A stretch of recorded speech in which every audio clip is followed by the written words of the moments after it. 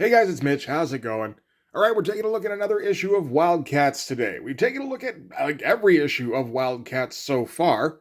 Unfortunately, I can't say we're picking up where we left off in the last one because the last issue we picked up was Wildcats number 28, which was a fine issue. It wrapped up the previous storyline where the old Wildcats team had been sent to the Caribbean home planet, where the team promptly got broken up and seemed to be starting to transition into the Earthside Wildcats team, the new one that was all engaged in a gang war with the local supervillains, which was what I remembered and has a memorable conclusion if I recall. The difficulty that I didn't remember was that we were about to run smack dab into the annual Who Cares company-wide crossover that Wildstorm always holds. If you'll recall, the last time we had one of those, it was Wildstorm Rising. We covered, a fair bit of that anyway. And that was the definition of a Who Cares crossover. This time, it's Fire from Heaven. Also, don't care. I did read through a few issues of this because I assumed the deal would be that we would read through the Wildcats portions of this crossover, and maybe even touch on the Fire from Heaven bookends, the number 1 and number 2, because those are written by Alan Moore. There's a good chance those are good. But then I took a look through them, and no, it's not particularly great. This was done by Ryan Benjamin at a time where Ryan Benjamin isn't really, nearly as finished as he would be later on, obviously. But it's okay art, but not fantastic. From what I can tell, the deal is that, it centers around the island of Gamora, which is like a sovereign island nation that is ruled by a supervillain dictator. And there's a deal with Team 7, because all of these crossovers have to feature Team 7, where their superpowers are wearing off or something like that. And for some reason, they need to go to Gamora to go and confront that dictator. So the dictator calls in Stormwatch to run a police action. So we get Wildstorm heroes fighting Wildstorm heroes, and, it's just who cares? So I'm thinking we're just going to skip these issues altogether. It does mean we miss out on a whole issue of Travis Charest art. The difficulty with issue 28 is that all the Travis Charest art is kind of on the boring side, apart from this one splash with a very cool looking jet. It's very nice. The rest of it, it's kind of rushed. It's largely, talking head stuff.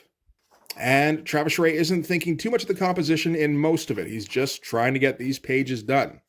It's all good looking stuff, this is Travis Charest, where he's fully developed his style and everything looks very nice. Oh, at least until we switch off to more Ryan Benjamin. Man, Ryan Benjamin was all over these comics, wasn't he? I thought, sorry, I misremembered. I thought Travis Charest did the whole issue. Maybe it was the other one that he did. But yeah, these issues just have to do with getting the Wildcats into the crossover.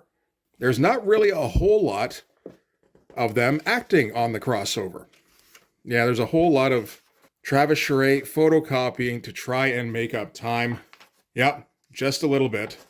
Yeah, no, he didn't draw. Okay, shit. I thought he drew way more of these pages than he did. No, there's, no.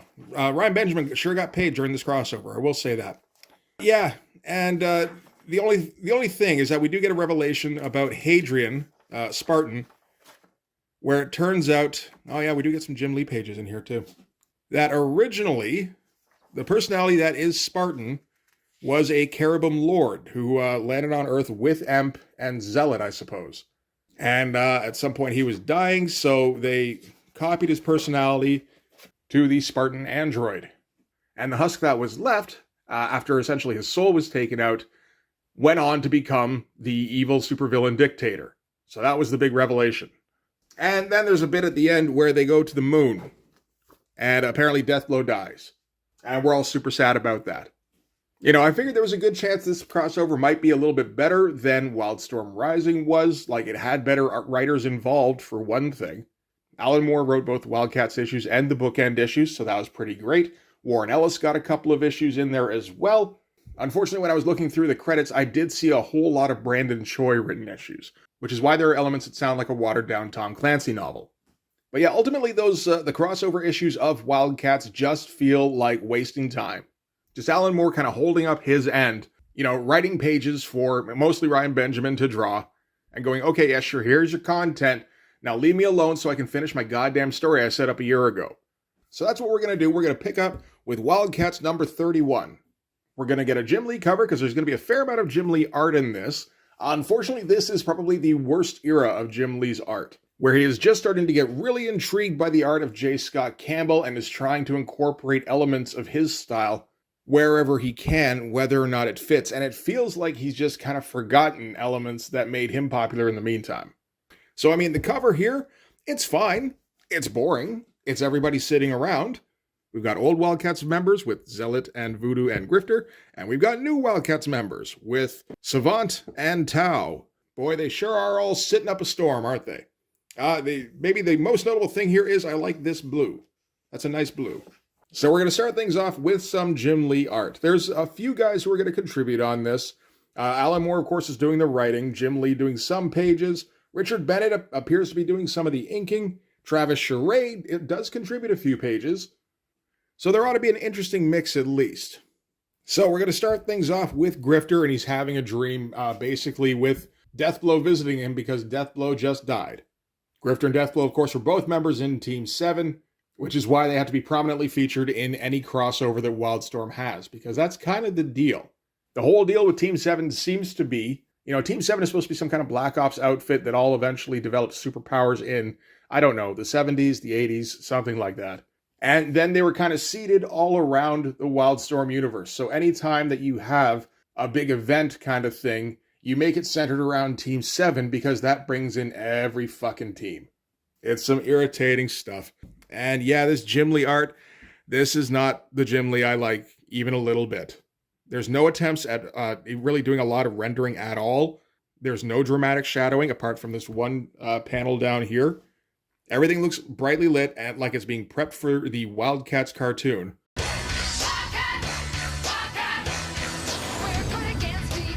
And at the same time, the figures still have that stiffness that Jim Lee figures usually have. It's kind of worst of both worlds. So anyway, Grifter is at the Halo building. That's the headquarters for the Wildcats, and the new Wildcats team is kind of running the show. And naturally, the guy running the show then is Tau, because he's been kind of running the show for the new Wildcats since its inception. First, it was kind of on the down low, where he was more it seemed like he was more making suggestions that just seemed very reasonable. And then everyone would go, oh yeah, that seems like a good idea. And, nominally Savant and Majestic were running the team. Now it seems like he's more overtly taking over, where he's just issuing commands to every superhero that is converging on the city. So, like Majestic, the Zombots are coming out of the East River near United Nations Plaza. It's important you hold them there. Maul and Warblade make a sweep through the Exxon buildings for any remaining mobsters. Rendezvous with John Colt on the roof. John Colt is what Spartan is calling himself now. Void, when you're finished helping Prism and the others route the Vicious Circle in Madison Square Gardens, join Majestic at UM Plaza. So, he's coordinating, every superhero in the vicinity. Grifter seems to be just kind of checking in with them and, kind of make some small talk about how Savant and Tau seem to be getting to be pretty tight. And Savant straight up says, I'd die for him, which is important to know for later on. Also seems as though things have been ramping up quite a bit beyond the pages. We've seen little snippets here and there that their relationship did seem to be advancing, although it really did kind of seem at first like, they were just banging. And then, Savant started to get a little bit more lovey-dovey, and now she's at the point where she's utterly devoted to him. The artwork, not bad, really. I still love the way Jim Lee does tech. All this stuff looks absolutely great. All these nonsense shapes, it's great looking stuff. If you ever need to figure out how to draw some tech, you can always do worse than finding some Jim Lee tech pages. The figures are another thing. It feels like Jim Lee, because he's so interested in trying to copy J. Scott Campbell's style or import elements of his style onto Jim Lee's style, it's like he's lost track of how to draw a woman's face. Because he's trying to balloon the eyes up. He's trying to make the eyebrows more prominent. I noticed that. He's trying to do weird stuff with the hair like J. Scott Campbell would do. He's completely thrown away any kind of shadow in the figures. Not even a long Grifter's back here or anything. Nothing. It feels like he's leaving way too much work up to the colorist. He's trying to do these J. Scott Campbell features and then gluing them onto these stiff-ass Jim Lee poses, where there's nothing either naturalistic or cartoony about the movement of the figures. Campbell would have leaned more cartoony. With Jim Lee, it feels like they're mannequins being posed. Maybe that's down to just he hasn't been drawing very much at this point anymore. So he's not keeping his hand in, so he's getting just a little bit of rust. And, that would be understandable. At the same time, when you pick up a book and you see Jim Lee's going to be doing the art, or at least some of it, your initial reaction is always going to be, oh shit, that's awesome. I love Jim Lee's art. And then you open up, it's like, oh, not this version. Anyway, so Grifter goes in search of being useful. So he's going to go see if he can find Zealot. So naturally, we have to cut to Zealot. And Zealot is on the verge of slicing bits off of Ladytron. You know, they're being coordinated together by Tau, and if there are two personalities that absolutely would not work in the same room, it's Ladytron and Zealot. So when we cut to them here, Zealot's yelling at Ladytron, I have seniority here, you will obey my orders or I will slice you into shavings. And Ladytron's like, what, with that big shiny dick substitute you keep waving around? If I was you, I'd keep it in my pants, you know? At which point Zealot yells, I'll kill you, you chromium crack whore. So we're getting some good witty banter in, at least, anyway. So Spartan, in his brand new John Colt persona, has to step in and intervene and break things up and kind of remind the girls that they're still in the middle of a city-wide war that they're trying to reclaim block by block. Right now, they're trying to take back Grand Central Station, figuring that if they can do that, then they can use that as a hub to retake the rest of the city. But, like, look at this version of Spartan here that Jim Lee's doing. Like, I don't think... Scott Williams isn't involved in the inks on this. No, not even close. It's Jim Lee and Josh Weisenfeld, who I assume is related to Aaron Weisenfeld, doing layouts, and Richard Bennett doing finishes. And that's, I guess that tracks, just basic figures, and Richard Bennett's having to make up the textures. So that would make sense for why these backgrounds look as good as they do, because that's the stuff that Richard Bennett really wants to spend time on. And yeah, Richard Bennett isn't a guy who likes to spot blacks too often. He likes to fill up everything with detail. Just, varying levels of detail in order to give you, like, some kind of sense of depth every once in a while. And this is, of course, at a time when Richard Bennett hasn't quite become the Richard Bennett we know and love from Brass and Gen 13 Wired. He's still a fine inker, and he does a better job of finishing Jim Lee's pencils than Art T-Bear did. But, around here is probably around the time when you start realizing that we're never going to get back to the days of the end of Jim Lee's Uncanny X-Men run, where he was as good as he was ever going to be. So anyway, inside Grand Central Station, we've got Deathtrap, the old Stormwatch villain, along with a couple of other, probably Wildstorm villains I don't recognize. They look like they might be Scott Clark creations, so maybe they're Stormwatch villains as well. And they've got a whole bunch of hostages. And one of the hostages is an ex-supervillain named Vic Lazar, who showed up earlier in the Wildcats series. He was the one who planted the bomb in Clark's bar, which set off the gang war. He hadn't been able to leave the city yet when, the city got locked down. And now he's getting mixed up in this whole war thing, and he's terrified of getting caught by the superheroes because some of them might recognize him and link him back to, the beginning of all this. So he's begging Deathtrap and them to let him go. He's kind of one of them, but they're not interested in that. They're more interested in bringing in this gigantic canister thing here, which at first they intimate is a bomb, but we're soon going to find out that's not the case. Yeah, you can see the unnecessary level of detail on the forklift here. Yeah, I think this definitely might be Richard Bennett. All right, from there we're going to cut to a Travis Charest page. How do you know it's Travis Charest? Because of the photocopied panels. Trying to keep up however he can. So this is Emp off in, I suppose, a hotel somewhere, or maybe even a motel. He's completely abandoned the Wildcats. He's basically just holed up and is drinking himself stupid. Because he didn't take it very well with what he saw on the Caribbean homeworld. All his kind of illusions about himself kind of got shattered, and then the team broke up, and he's just kind of lost for the first time, probably in centuries. If we're not counting that time he was homeless. But he's watching news reports on the gang war, where a reporter has managed to corral Ladytron and is trying to interview her about what's going on in the city, only she's a little bit more concerned about the fact that Grifter's brother, Max Cash, decided to split up with her. Like the reporter asks, could you tell us about the relationships and the conflict here? And she says, as for relationships, I'm not in one right now because this guy Max I was seeing ran out on me. So when the reporter's trying to talk about, the fact that the city is kind of blowing up all around them, she's just interested in calling out Max, saying how he doesn't like girls, saying how he's probably lousy in bed, and prompting the reporter to try and end the segment. So from there, he tries to interview Spartan, who's just going to try and reassure people quickly that everything will eventually be okay. Meanwhile, we're going to quickly cut to Voodoo in the bar that she's working at because she left the Wildcats entirely to go and just try and be a regular person again somewhere. So she's undoubtedly getting a little weirded out when the reporter asks what Spartan's name is, and he responds by saying John Colt because she hasn't been around for the whole thing where his personality got kind of upgraded. Again, more photocopies. It's Travis Charest. It is the more detailed panels, at least, that he's photocopying in this case, so that's something. Spend a bit more extra time on those panels and then repeat the panels as often as you can. And then these, these ones here, don't have to go quite so hard.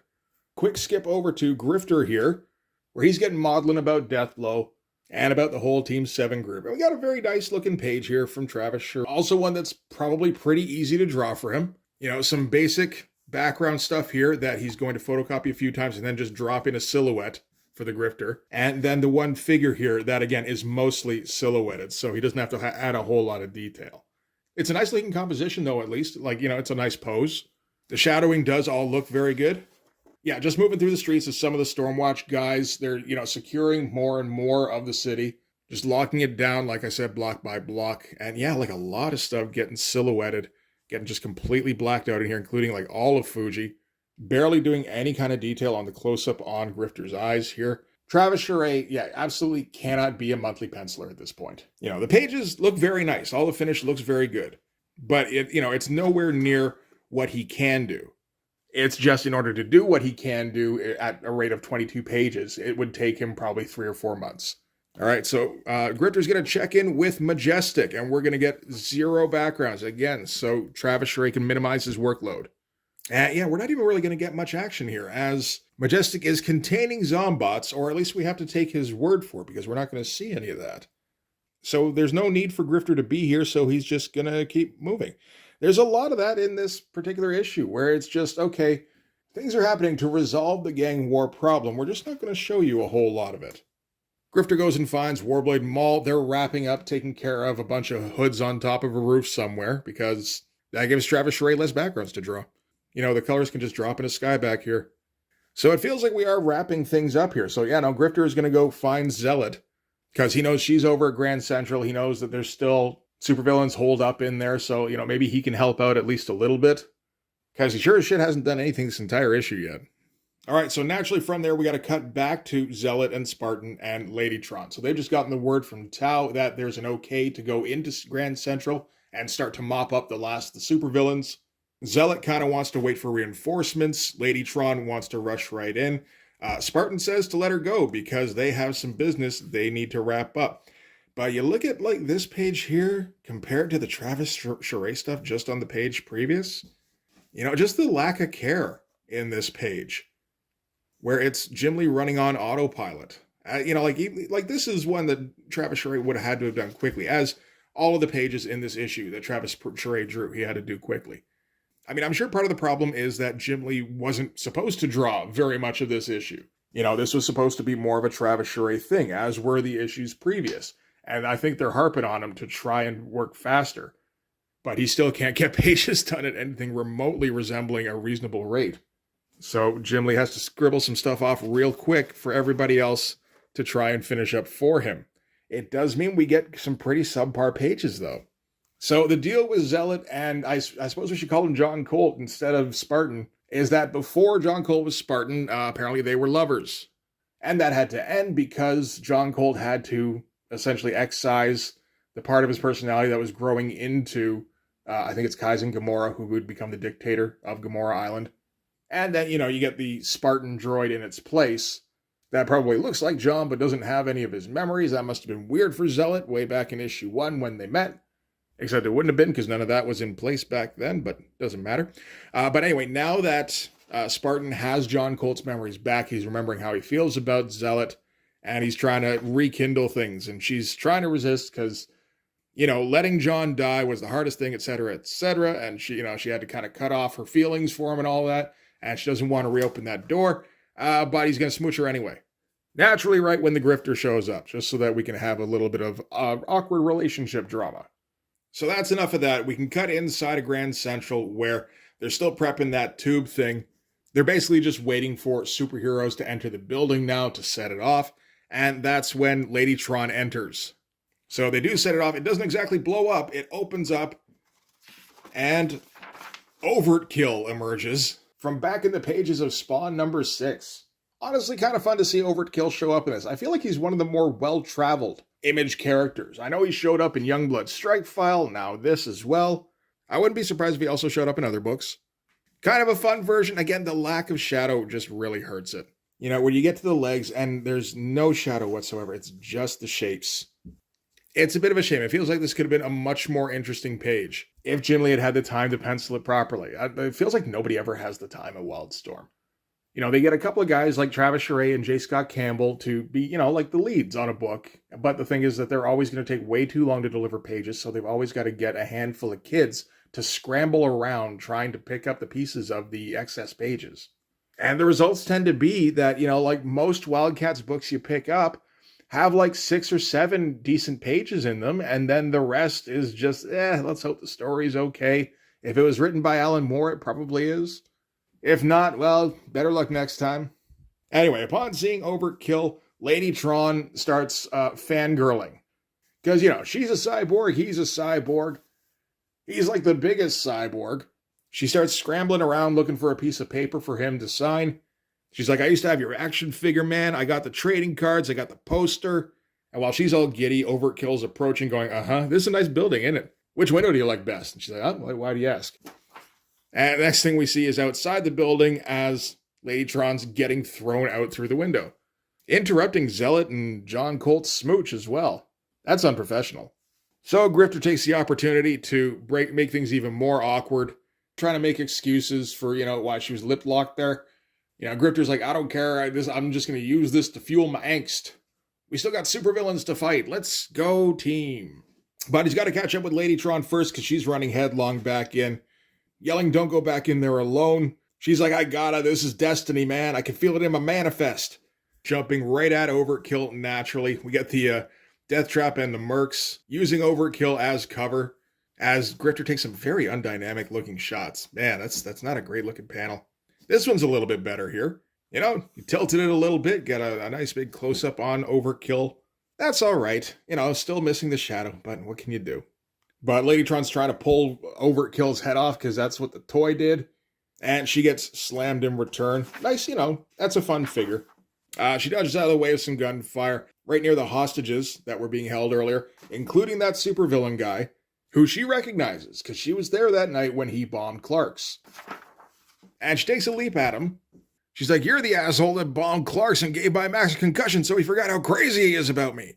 But before she can really do anything to him, Overtkill grabs her by the leg, swings her into a column nearby. And she's getting pretty messed up at this point. She tries radioing back to Halo. And she's reporting in how she found the guy who bombed Clark's and kicked off the war, but it doesn't make sense because he ain't with the bad guys, he's with the hostages. The bad guys don't even know him.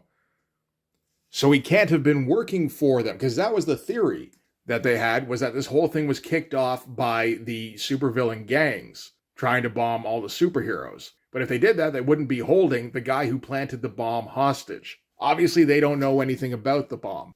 And while she's trying to report that in, Tao turns off the communicator and says, I'm afraid we've lost Maxine. And that's where this issue's going to end. Which, we've gotten hints throughout that Tao is the one who's been orchestrating the gang war the entire time. But this is another one of those things that just kind of confirms it. I don't know if that's the best shot of Tao, where the only shadow he's got going on makes him look like he's got a giant curly mustache. But I guess we'll take what we can get. All right. So that is it for Wildcats number 31. Okay, that wasn't a great issue, really. This feels kind of similar to what was going on in Wildcats number 28, where Alan Moore was trying to transition away from the old Wildcats team back to the new Wildcats team and the gang. It feels like the Fire from Heaven crossover just kind of completely ground everything to a standstill, and he had to ease people back into the gang war thing. So it ended up being largely just keeping things in a holding pattern and making some minute progress. Building up the confrontation between Lady Tron and Overtkill, and that was a fun fight. That's going to continue into the next issue. But that's really the only thing that happens in this entire thing. We checked in with a whole bunch of people. We checked in with Zealot, Spartan, Warblade, the entire team, the old team.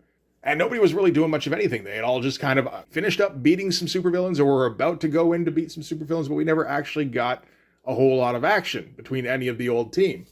So yeah, I think this really wants to put a crimp in Alan Moore's plans when that crossover was dropped on him. It's a bit of a shame because it seems like he had found kind of a sweet spot on the series for a while there, where he could alternate between cosmic space politics culminating in an exciting action sequence, and then he would split time between that and gritty street war stuff with the new team. So he had this rhythm he was building up over the course of a year, and then all of a sudden he had to just drop everything so that he could cater to this pointless crossover nobody was ever going to read all of, and then pick up the pieces once it was all done. Like, half of this issue is just cleanup.